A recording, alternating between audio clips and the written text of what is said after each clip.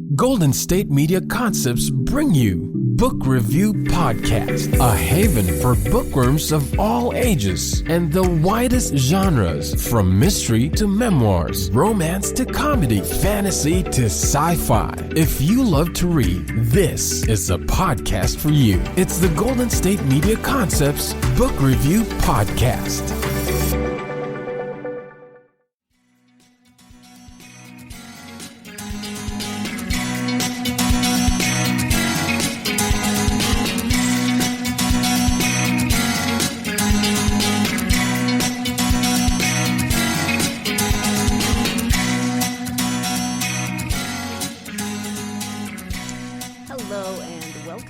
GSMC Book Review Podcast, brought to you by the GSMC Podcast Network.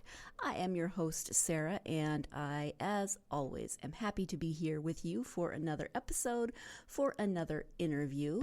As I mentioned at the end of the last episode, this is my first time interviewing more than one author at a time, so that was exciting.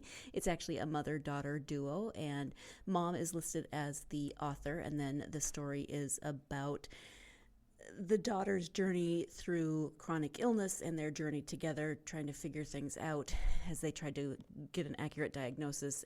And not only getting an accurate diagnosis, but also working through the teenage years together. So lots of different complications and layers. The book is called Dancing in the Narrows, A Mother-Daughter Odyssey Through Chronic Illness. The author is Anna Penenberg, and today I'm speaking with both Anna and Dana Penenberg about this book, about their experiences that led to this book.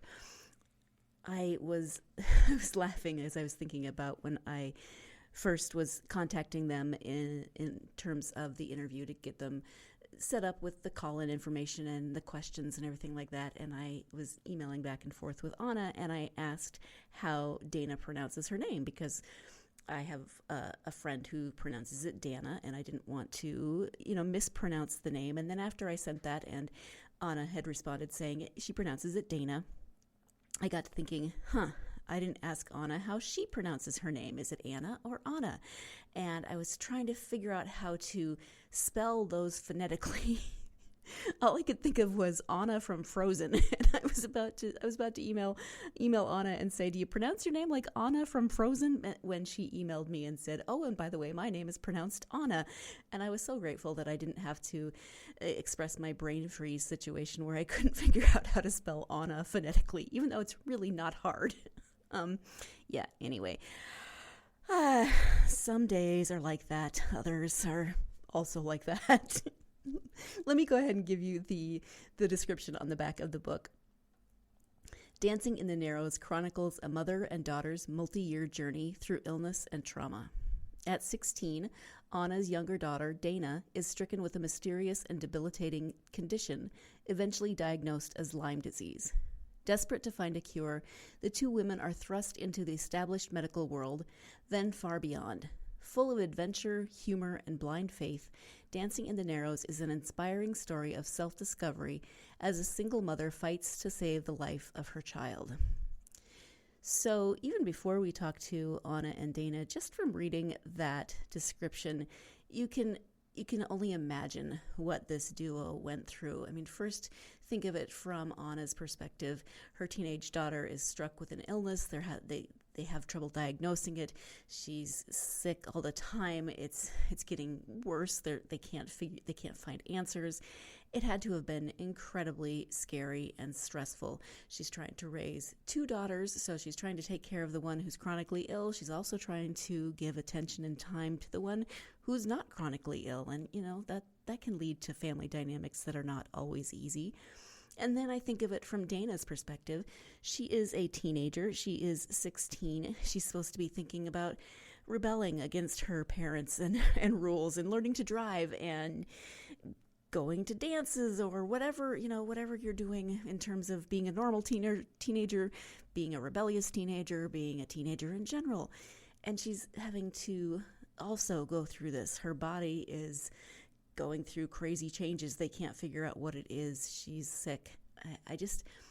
When I think of it from either perspective, it sounds so difficult. Even when I think of it from Anna's older daughter's perspective, I think how difficult this experience must have been for the whole family. At any rate, that is the book, and it's really lovingly written, as you would imagine. It's got humor, it's got the journeys that you would expect a mother and daughter might go through. There's some surprises, and it's just a really lovely memoir of this very difficult time in their life. So let's go ahead now and turn to the interview. Again, it's Anna Penenberg and her daughter, Dana Penenberg. The book is Dancing in the Narrows, A Mother-Daughter Odyssey Through Chronic Illness. Hi, Anna. Hi, Dana. Welcome to the podcast. Thank you. It's great to be here with you. Thank you for having us. Yeah, I'm excited to have both of you here, and we are here to talk about the book Dancing in the Narrows, A Mother-Daughter Odyssey Through Chronic Illness. Before we get to the book, though, if each of you could share a little bit about yourselves, that would be great. Yes, I'll start. I'm Anna, and I live in Topanga, California. I'm a mother of 2 daughters, and I see myself as a highly trained, self-made healer. I have, certifications as a psychotherapist, marriage and family therapy, training in somatic healing arts, body-mind centering, and infant developmental movement, and I'm a yoga teacher. So I have a combination of modalities that I use in my expertise as a clinician, and really tailor my work with each person. So I have done a lot of work with trauma as before my story began, and in the story that's in my memoir here, and learned a lot during that whole time period with my daughters, and so that's me. And Dana? Yeah, so I also live nearby in Los Angeles. At this point, I'm 30 years old. In the book, I'm a teenager, and I work as a spiritual transformational coach, and I also have a combination of modalities that I use. I'm trained in craniosacral and energy healing, and I also do deep somatic healing work, which helps the body unwind from trauma as well. And I'm also a birth doula, so I tailor all these things to the individual and try to bring them into the birth process.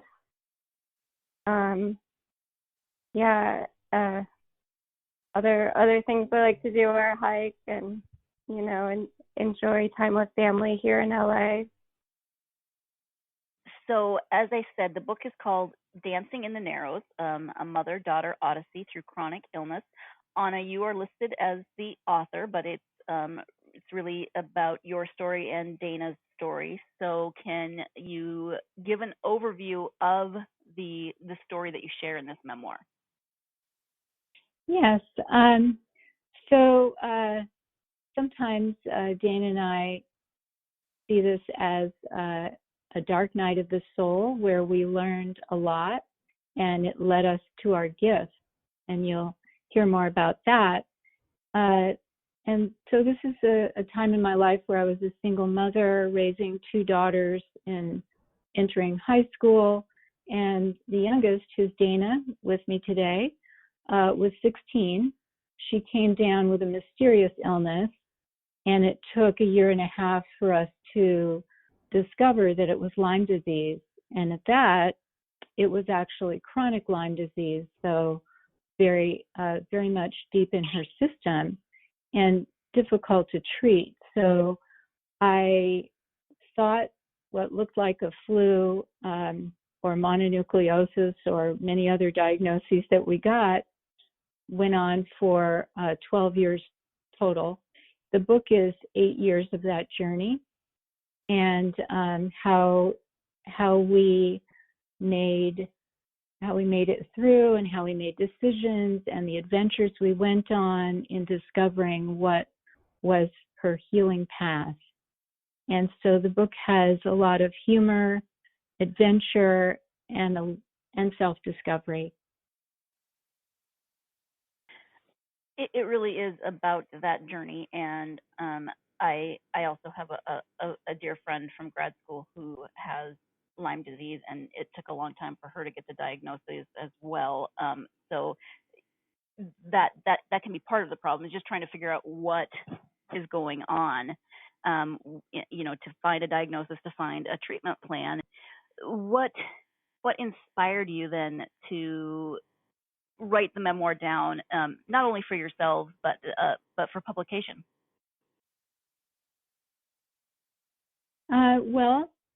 At present, the CDC reports 476,000 cases of Lyme disease per year, which it just moved up from 300,000. So there are a lot of people affected by this. Dan and I were talking the other day, and it felt to us like we were very alone. And we were alone in deciding what to do and how to work with the treatments, the various treatments that were being used at the time and tried, and how to also explore things that were beyond the medical pharmaceutical treatments. And so dear to my heart, and the journey that we kept at and did very well with, it felt like I wanted to give something back to the Lyme community and basically anyone dealing with a strong challenge in their family. So I did intrinsically write this to see what happened to me and to learn from it. It was kind of ironic because my book came out 3 months into the pandemic, and not only did everything change in the book world, such as no going to bookstores and having interviews and in person, suddenly I could actually speak to a library in Pennsylvania and get interviewed everywhere, which was great. But what was interesting was I soon realized that the nature of our journey and our story is very relevant to the general public in this way, because we are all dealing with a health issue. Yeah, absolutely. And it is interesting that it came out 3 months into the pandemic, when everybody was kind of dealing with new normals. Yeah. So reading someone else's story that isn't necessarily, not necessarily, it isn't related to the pandemic, but it talks about your story of trying to figure out your new normals and how to best manage everything going on in your lives. Can you talk about the process of turning the story, your family's experiences, into this book? Well, when Dana first became ill, and we had no idea what it was and how long this would even take, our lives had changed so much. Just to start with, she couldn't go to school, and all kinds of things changed, environmental sensitivities, sound and light, and how that made our lives very nuclear in the home. And so I started thinking, this is really drastic. I think we should make a documentary. But given that I have no training in making films, and the one high school student that we knew that has now become, a producer, he was not very, he didn't really show up to do it. So I had been writing in my journals and for many years, and there's a story about that in the book at the end, where a longtime journal of mine gets rediscovered from when I was 13. And so I, at some point into the 8 years that I write about, I decided to really write scenes and use my journals so that I could keep up with all the different things that had been happening. And that's how it became Dancing in the Narrows. Let's go ahead and take our first break of the podcast. When we come back, we'll be talking about the name Dancing in the Narrows and what is the story behind the name of the book. So stay tuned. You're listening to the GSMC Book Review Podcast, and I will be right back. GSMC Beauty Tips Podcast gives you advice on everything from hair to fashion to skincare products. We'll talk about the latest trends in makeup, hairstyles, and anti-aging remedies. And we'll cover all of the newest fashion trends. If you have an interest in or questions about the beauty trends that might work best for you, the Golden State Media Concepts Beauty Tips Podcast has got you covered. Download the GSMC Beauty Tips Podcast on iTunes, Stitcher, SoundCloud, Google Play, or anywhere you find podcasts. Just type GSMC in the search bar.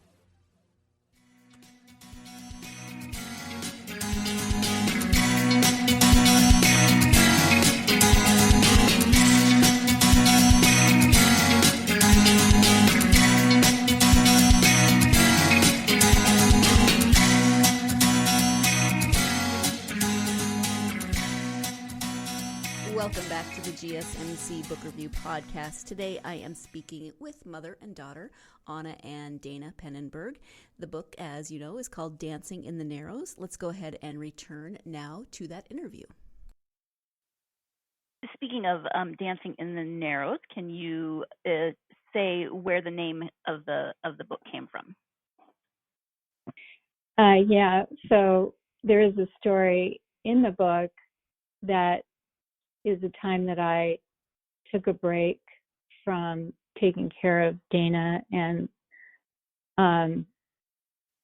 got some help and went on this hiking journey that I had seen on the internet, which was hiking in Zion National Park, where you actually trek through the Virgin River. And what's so stunning about it and what caught my attention was that it just looked so inspiring and almost like infused with the light of God as the sun came down through these very narrow canyon walls that are 2,000 feet high. And I just felt like I needed to go do that. So I signed up for a hiking trip for a week and went there. And so that's a literal story in the book. But the metaphor of the Narrows is really any challenge that takes you for a ride or a trek, and that you need to come out the other side. Absolutely, and sometimes you need to find the space to dance during those times. You know, it's not always heartbreak and trauma, although that's part of it. But there can be joy and dancing during those times as well. So Anna, you are listed as the author. Obviously, the story is a mother-daughter relationship, and your journey through your experience.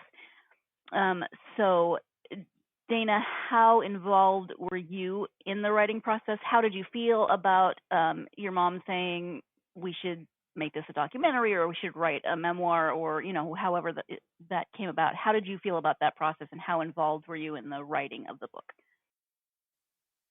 I fully supported her, and that was one of the ways that she survived what we were going through, and it was such a strange and lonely time, and that was an outlet that she found, and she, as she said, she's always been a journaler, and then she started kind of escaping to writing classes and crafting what she was writing anyway, and I remember too, we just had stacks and stacks of like medical records and history, and she kept track of all that stuff.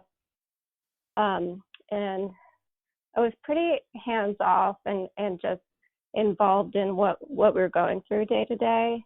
And then when I was in college, when she had the first draft of her manuscript, I read through the whole thing, and I gave her notes and feedback, and then I trusted her to craft the rest of it because she's so talented, and she writes it so honestly and respectfully. And so I honored it as her process and her story. That's wonderful. Thank you for that. The teenage years are hard enough as mother and daughter.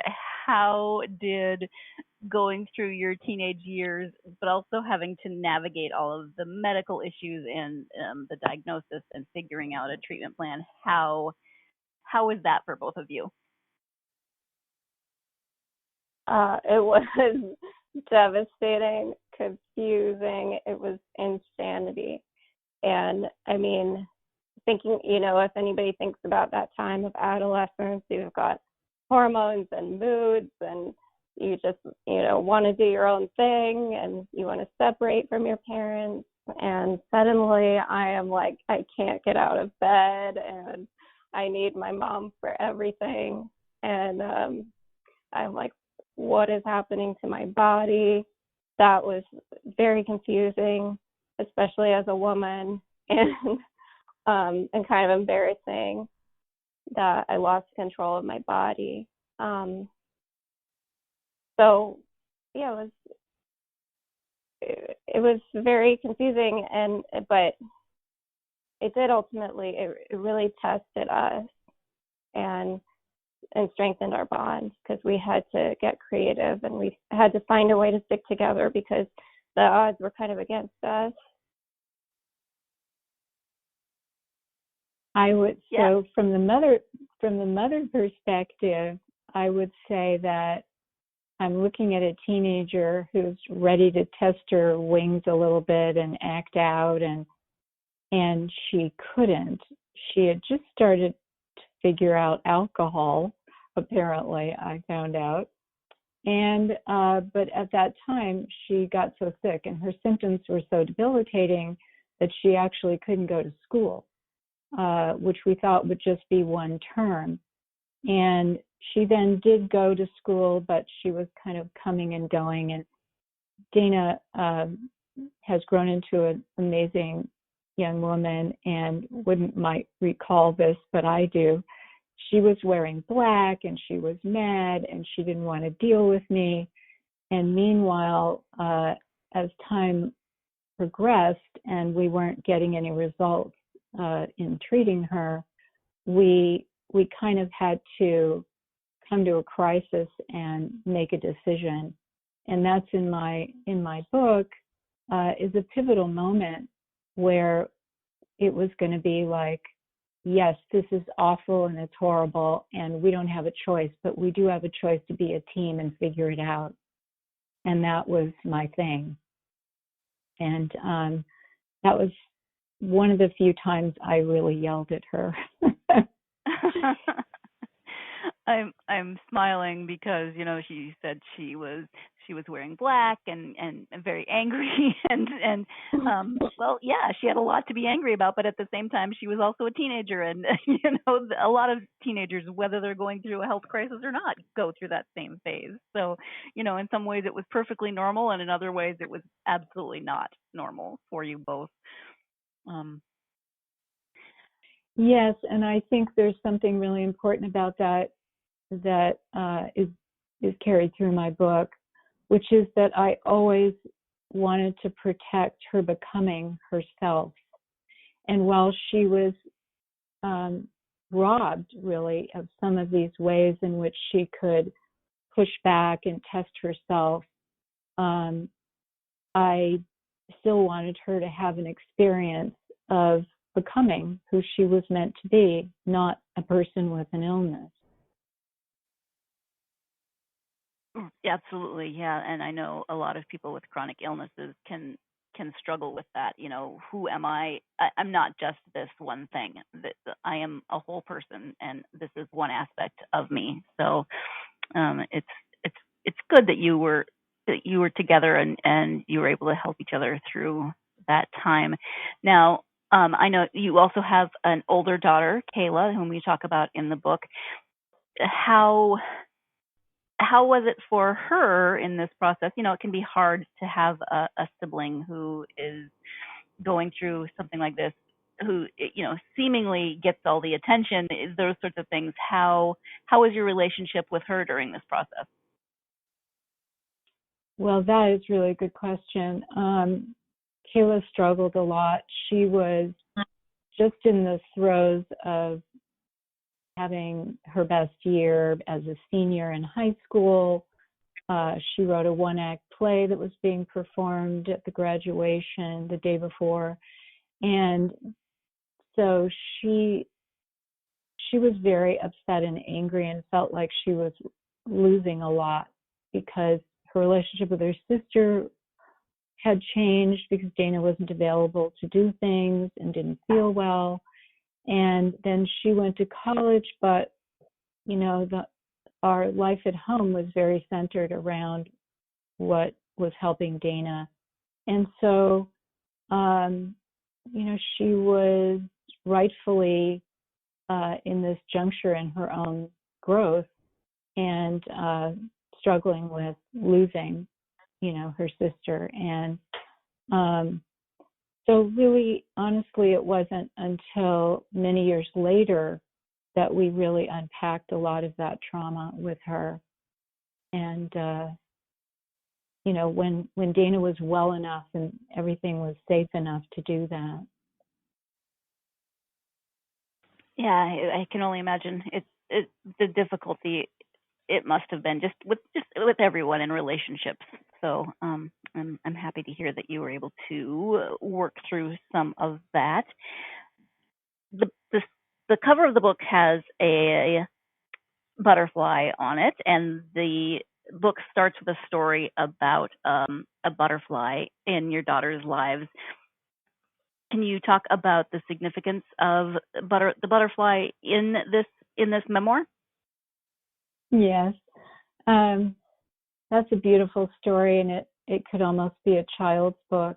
It was an incredible experience when the girls were little, and we had this garden, and they found these caterpillars, and we got bug boxes, and so we had a very close relationship to a butterfly whose wing was folded and he couldn't fly.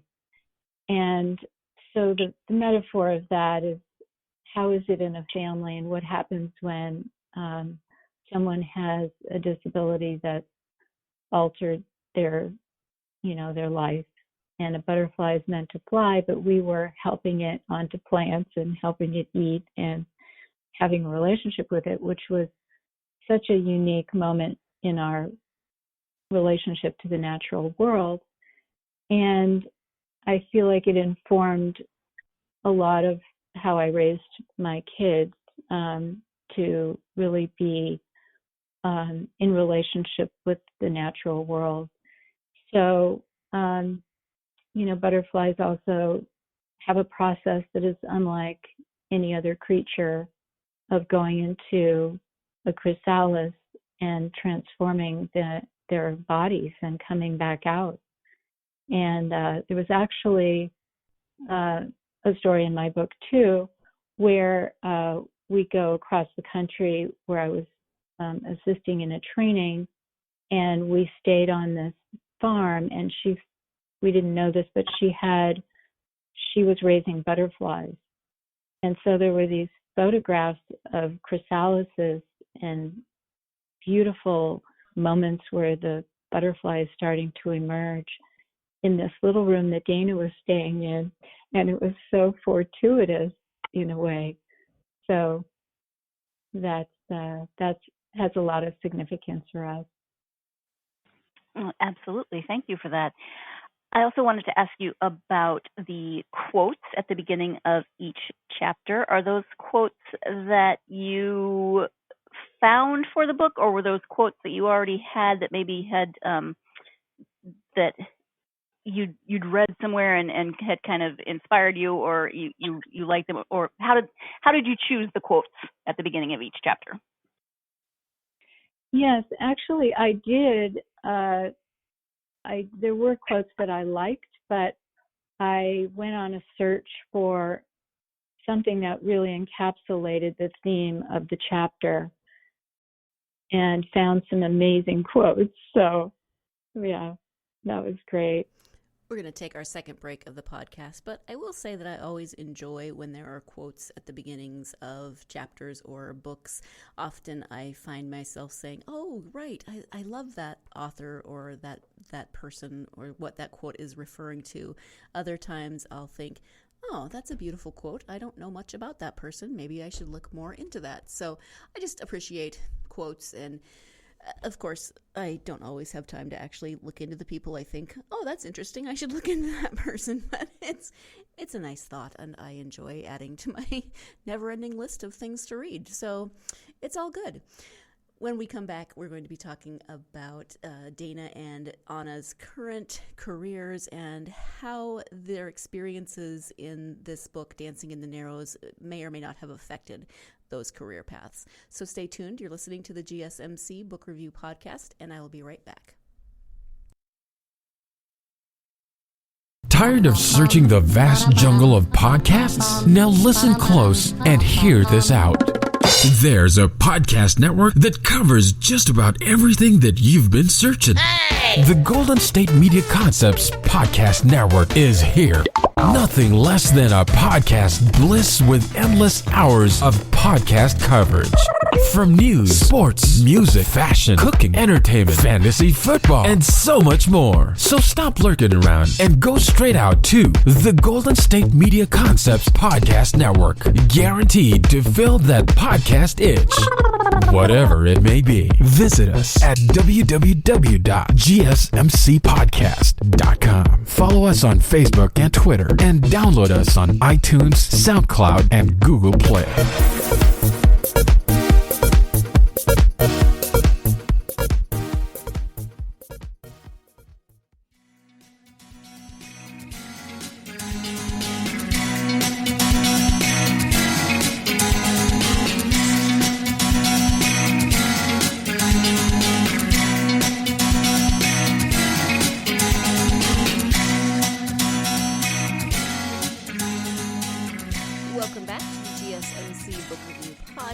I am speaking today with Anna and Dana Penenberg. The book is called Dancing in the Narrows.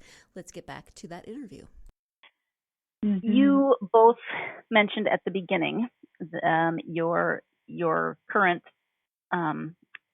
careers and your experiences as healers. And Dana, you said you're a birth doula.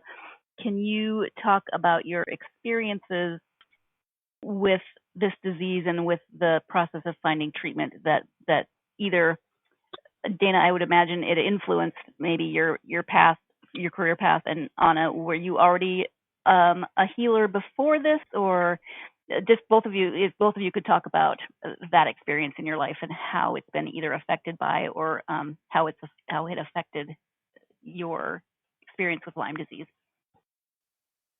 Sure, I'll start. Let's see, there's so much in that, but my journey in healing, my father on the one hand, he's in the Western medical world. He's a surgeon at one of the best hospitals in the country. My mother brought me up on organic food and homeopathy and herbs. So I had influences of kind of the best of Western medicine and also my upbringing in holistic modalities as well as Kundalini yoga. And so when I got sick, it sort of defied everything we had in our toolbox. And I was sent to the best medical specialist in the country, and the best they could offer me was medication. And my mom and I are really passionate about getting to the root cause and unraveling this thing and not becoming a permanently debilitated sick person the rest of my life. And so that was what we valued, and that's what we kept pursuing. And so we didn't settle for just the medication, and we kept trying things and learning. But I came to what I do now because there was a lot of resisting of the illness and the way my life was going. But once I stopped resisting and I started listening and sort of letting it teach me, that it brought me to my teachers. And one of them is Gary Strauss, and I was on his table. He's a craniosacral practitioner. I was on his table for over a decade. And it's a completely different paradigm. And it was somewhere that everywhere else I went, it was like I was told what was wrong with me and what needed to be fixed. And every time I went to see him, he related to me at the soul level and kind of related to the inherent intelligence of my system. And I didn't really know that that's what he was doing. But I knew that I just felt good there. And so, later, after college, I went back and studied with him. And in the pursuit of studying, I studied with him. I also studied with a teacher and went through Reiki master certification. And I found her kind of fortuitously while I was interning in New York, and she had also dealt with chronic Lyme disease. And so all these pieces started coming together, and I found my teachers. And through my study, I healed at a whole other level, and then was able to start sharing that. And then my work, combining different modalities over time and doing session work, that it kept leading me back to birth. That many things people would come to me for, I could trace it back to events at birth. And I started studying pre and perinatal psychology with Annie Brooke. And she was somebody that I had seen like over a decade prior as well. So I circled back around to her, and then I also circled back to studying more Kundalini, which is kind of what I was born into. My mom was doing it when she was pregnant with me. So I collected all these pieces that resonated for me and really worked for me. And then bringing in the doula work because of the profound healing of birth that I was experiencing, that I wanted to be able to be there.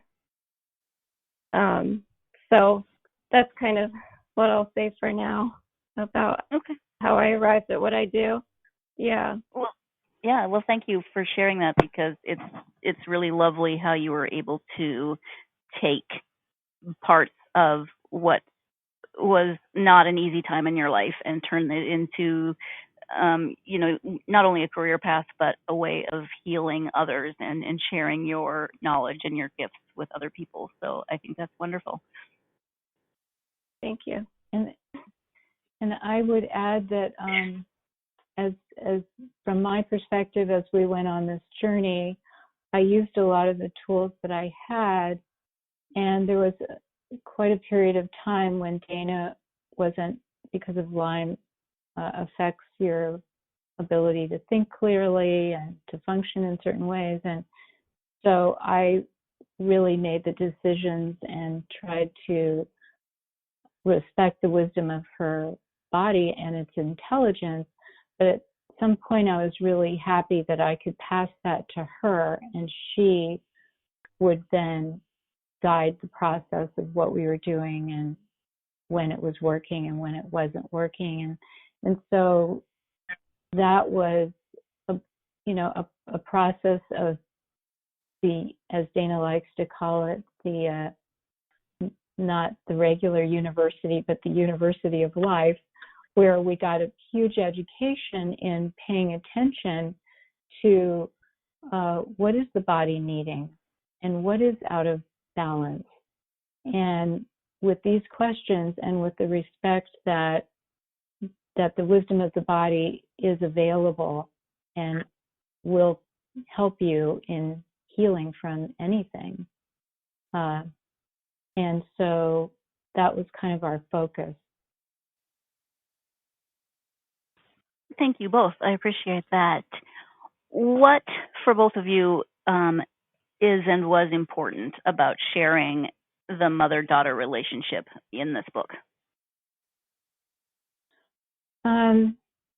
I'm going to read actually the quote that's on the back of my book, because I think that it says a number of things. So this is the quote. Being with Dana was blissful at times. It felt like we were bonding in ways most mothers and daughters never do, a silent rhythm of glory and guts. Our hearts grew warmer in each other's presence, and we shared a vast fear no one else could grasp. We held on to each other against the world. And so what I would say is that there are probably many unique circumstances in mother-daughter relationships. And I think they're worthy of hearing, because those daughters become something quite amazing out of these supportive relationships. And there aren't the mother-daughter stories that I've read that are published in books are typically about an ill child, and it's the mother speaking. And I feel like our relationship was kind of a transformational evolution of her growth into an adult. And I think that's a very worthy thing to read about, not just as a coming of age story, but as a sort of growing into your soul path. Dana, do you have anything to add from the perspective of the daughter in the book? I'm not sure. I mean, I agree with everything that my mom just shared. And I think that she writes this in a really unique way, and that there aren't many books out there showing a strong mother-daughter bond like this, and with the amount of kind of bravery and trust. The one example that I think kind of resonates with our story is Beautiful Boy. And when I saw that, I felt like, oh, that's the kind of bond that I have with my mom. And so I hadn't seen anything out there that showed something similar to what we have. And the way that she writes it too, where she's showing what's happening in real time with me coming of age and then flashing back to scenes from her early 20s and her coming of age and growing up, and that it's sort of us side by side growing into womanhood. Thank you both for that. What is it that you would hope readers might take away from the book? I just want to add to that it's kind of Thelma and Louise meets Lady Bird. And what I hope readers would take away from the book is understanding that they can create their own health, advocate for themselves. I hope they'll take away in times that are challenging, that you still can experience joy and adventure and find your way. We're about to take our last break of the podcast, but I do want to say that I really appreciate when people can write a story like this, when they can recognize the joy even through difficult times, even through painful times. Maybe they didn't always recognize those times when they were happening. Maybe they did. Some people are really good at recognizing that. But being able to look back and recognize times of joy, even in those darker parts of our life, I think is really wonderful and can be really inspiring. And so when I read memoirs like this, I'm just grateful that people choose to share those experiences so that we can see that there is joy, that there is love, there is laughter, all of those things, even when we are experiencing times that are not so easy to deal with. So, like I said, we're going to take that last break of the podcast. When we come back, we'll be talking a little bit more about Anna's writing and if she's going to write another memoir. So stay tuned. You're listening to the GSMC Book Review Podcast, and I will be right back. Still on the search of that one true love? On the limbo in this crazy world of dating, marriage, relationships? Well, listen to the Golden State Media Concepts Relationship Podcast, your one-stop podcast for everything about relationships.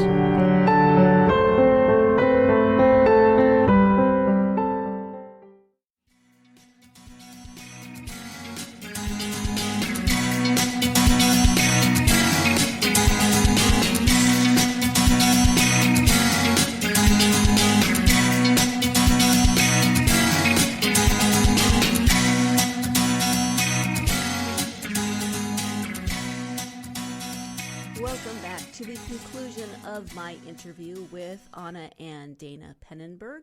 Let's get right back to it. Anna, you have always written in journals, so you've written pretty much your whole life, it sounds like. This is a pretty specific topic and a story for your first book, but do you think you might want to write other books? I'm working on another memoir that pretty much starts where I left off in Dancing in the Narrows.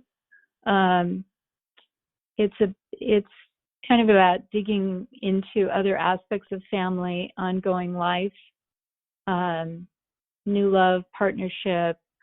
What am I succeeding at after this compelling chapter of parenthood and the like? So. Fun. That sounds great and a good follow up, not only for a book but for you as an author. Do you have advice for anyone who might want to chronicle a similar journey or to write a memoir, maybe similar to your story? I would write from passion. What is the most compelling thing for you to talk about and to show and to reveal the deep parts of what moves you and what you experienced? And after those get on the page, then you'll figure out how the story will come together. But inspiration is really the place to write from. Yep, absolutely. I am nosy, and I always ask people what they're reading. So, Dana, do you have favorite authors or genres when you take time to read? Not off the top of my head that I can think about.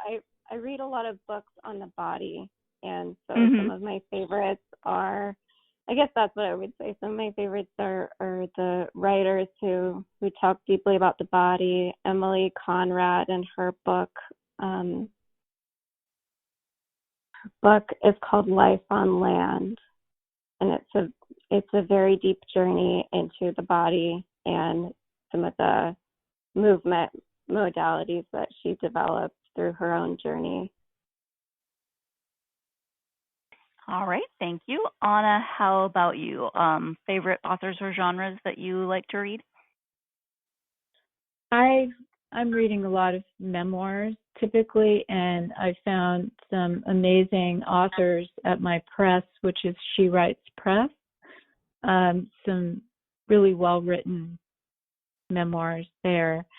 And Dana's actually reading this too, but I recently read Greenlight's Matthew McConaughey's book and just delighted in the whole way in which it was written and written from life experience and notes and journals and pieces of things that he wrote on napkins.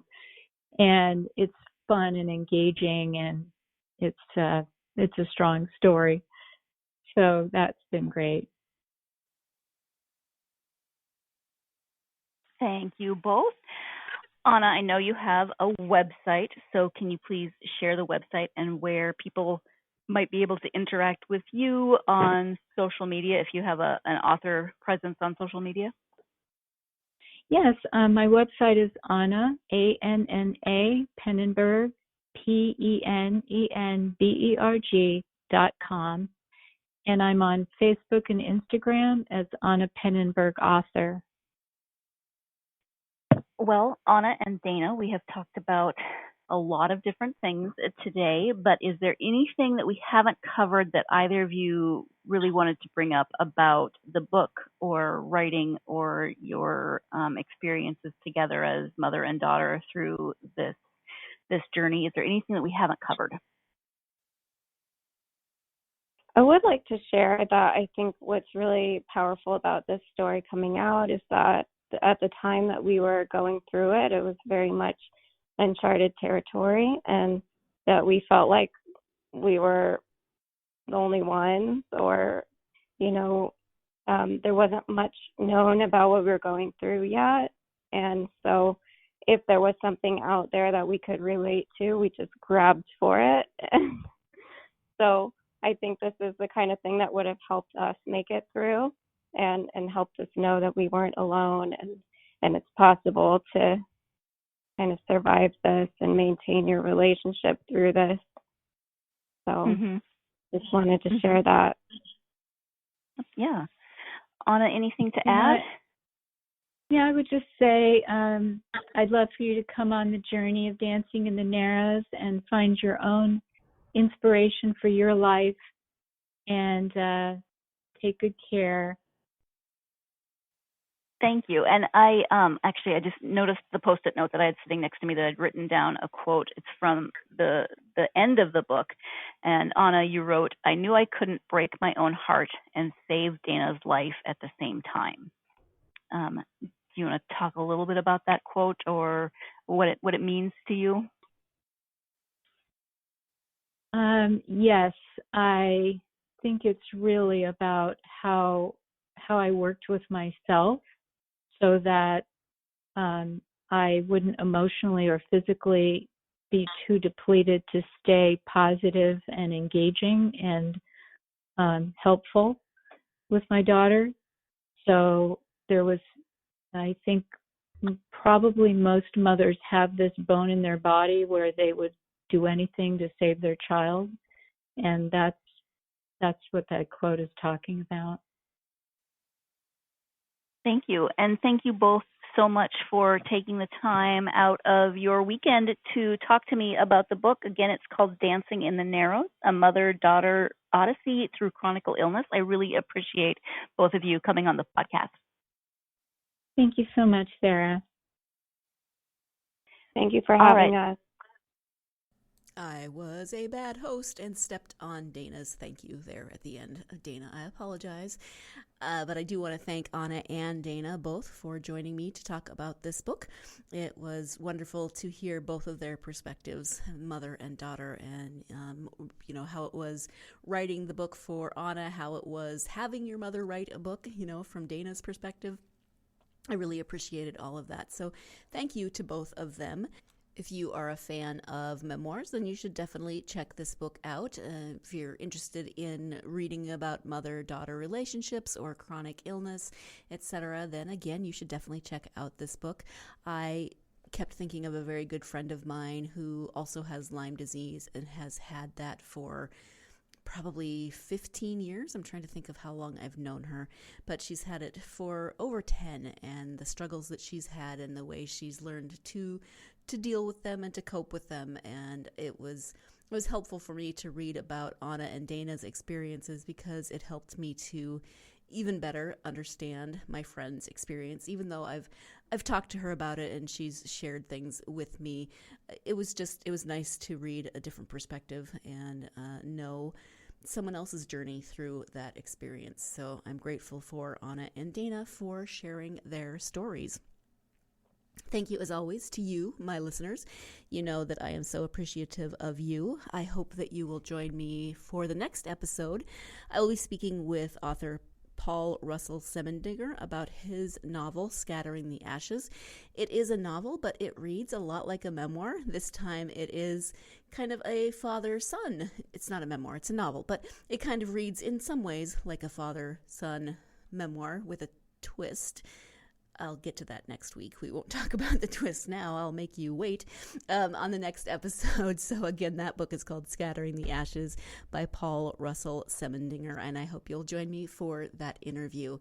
In the meantime, if you are a fan of this podcast, as always, I'm going to send out my plea for you to hit that subscribe button. Write us a review, leave us a 5-star review, which whatever's in it for you, in your heart to do is very greatly appreciated. It all helps to get the podcast out to more listeners such as yourselves.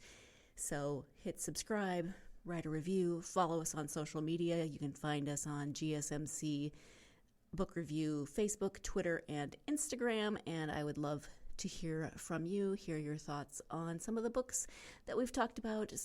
I don't know who the we is. I do this at the end every time, don't I?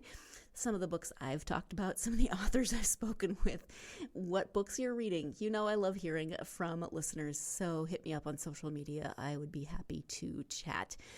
Hope you are having a great week. Hope that great week continues, but I really, really hope that no matter what's going on for you in your life right now, that you find plenty of time to get yourself lost in a good book.